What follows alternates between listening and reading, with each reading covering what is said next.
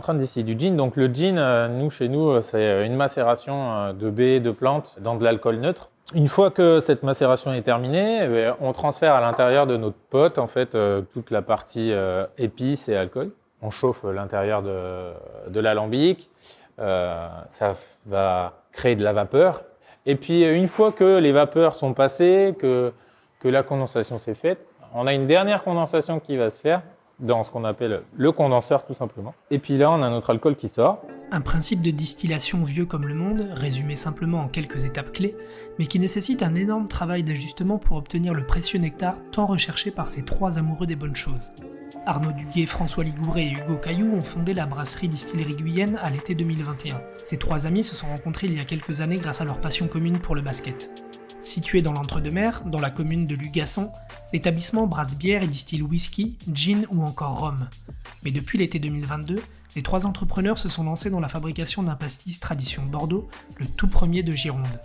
Apéritif le plus consommé en France, le pastis fait partie de ces alcools aux marqueurs géographiques bien ancrés dans l'imaginaire populaire. Mais le célèbre anisé ne se fabrique pas que dans le sud de la France, bien au contraire. Alors comment est née cette nouvelle boisson aux saveurs de réglisse made in Gironde ? Mode d'emploi vous distille quelques éléments de réponse au sein de la brasserie Distillerie Guyenne. Les hasards de la vie ont tendance à nous mener sur des chemins parfois inattendus. Pour ces trois amis, c'est leur pratique du basket qui aurait été le déclencheur d'une belle amitié, pour au final se transformer en projet entrepreneurial à 6 mains. Je me suis inscrit dans un club où, la même année, dans la même équipe, il y avait François et Hugo qui se sont inscrits en même temps. Donc notre relation avec les deux gars, ça a commencé comme ça. Et moi, j'ai intégré une entreprise qui distribue des alcools sur le territoire français. J'ai eu la chance de voyager, d'aller visiter des distilleries un peu partout en Europe et dans le monde. Et j'ai toujours été passionné par cet univers de la création. Et donc la petite graine du producteur, elle a grossi au fur et à mesure des années. Et jusqu'au moment où j'avais envie de moi-même passer de l'autre côté et de devenir producteur. Pendant toutes ces années, moi, où je travaillais en tant que distributeur, eh bien, François a commencé, lui, à faire ses bières dans son garage de manière très artisanale. Et il a eu, lui aussi, envie de se lancer dans l'aventure.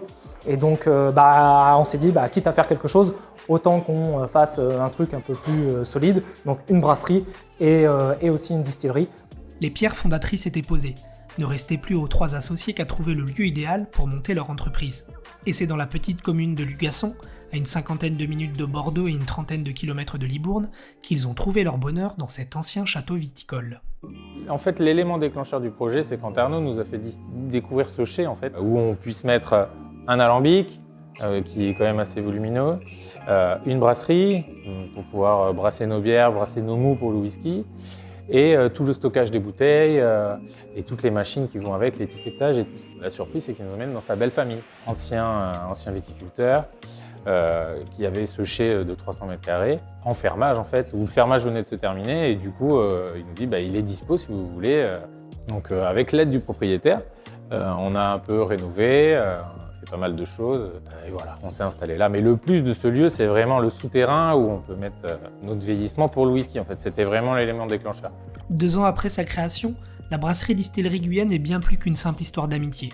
C'est un lieu où le savoir-faire et la passion se conjuguent pour créer des breuvages de qualité, rhum, gin, whisky et bientôt bière. Et depuis l'été 2022, c'est un tout nouvel alcool qui a été concocté de toutes pièces par l'établissement. Un pastis tradition de Bordeaux, le tout premier de Gironde, élaboré avec des ingrédients en majorité issus de l'agriculture bio et sans sucre ajouté. L'histoire, elle est simple, c'est un jour je suis rentré dans ma famille, c'était pour l'occasion de la naissance de mon fils, j'avais mis une bonne bouteille de vin chez mon papa, et un pastis, etc. On passe à table, on n'a plus le goût en fait. On n'a plus le goût, c'est un produit qui est très sucré, qu'on trouve dans les pastis industriels. Et du coup, ce qui m'avait vraiment fait tilt, c'est je me dis, j'ai amené une bonne bouteille de vin, on va même pas pouvoir en profiter.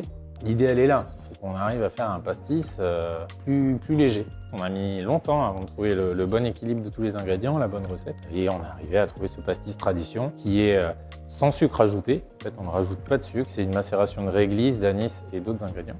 Il nous faut à peu près entre 6 et 8 semaines pour faire un pastis en fonction de la température. Là, par exemple, on est sur des températures très froides dans le chai et les macérations vont être un peu plus longues. Depuis son lancement, ce pastis régional a connu un beau succès auprès des épiceries fines et des cavistes de la région. à tel point que les 1500 premières bouteilles sorties de la distillerie se sont écoulées plus rapidement que prévu, prenant de court les 3 associés. Ça a été vraiment, un succès et puis quelque chose qui a été demandé même en amont. J'ai des clients qui m'appelaient au magasin pour vérifier si le produit était disponible. Le produit plaît, tout simplement, parce que je pense que le retour étant positif, on doit bien communiquer autour, on doit en parler à ses amis. Et derrière, les recherches s'accentuent et la demande s'accentue également. Mais au final, n'y a-t-il pas sacrilège à sortir cette sacro-sainte boisson anisée de sa Provence, où elle semble posséder son bastion? Au début de la réflexion du pastis, on s'est dit est-ce qu'on est légitime pour faire du pastis? Parce que les pastis, c'est souvent des pastis qui sont produits en Provence. Donc la légitimité, oui, on l'a eu assez rapidement parce qu'en fait, on produit du pastis en Bretagne, on produit du pastis à Paris, on produit du pastis... Voilà. Il y a plein de petites distilleries artisanales ici et là en France qui produisent déjà du pastis. Donc on s'est dit, nous on va le faire le pastis des Girondins, on va faire le pastis des Bordelais. Et quitte à en faire un pour les Bordelais, on voulait faire un truc ultra quali pour que les Girondins soient fiers de dire on a notre pastis et en plus il est quali, quoi. Pour cette année 2023, la production du pastis girondin devrait plus que tripler pour atteindre les 5000 bouteilles. Et d'autres précieux nectars devraient sortir de l'alambic et des fûts de macération de la distillerie, bel exemple d'amitié, d'aventure entrepreneuriale et de savoir-faire artisanal.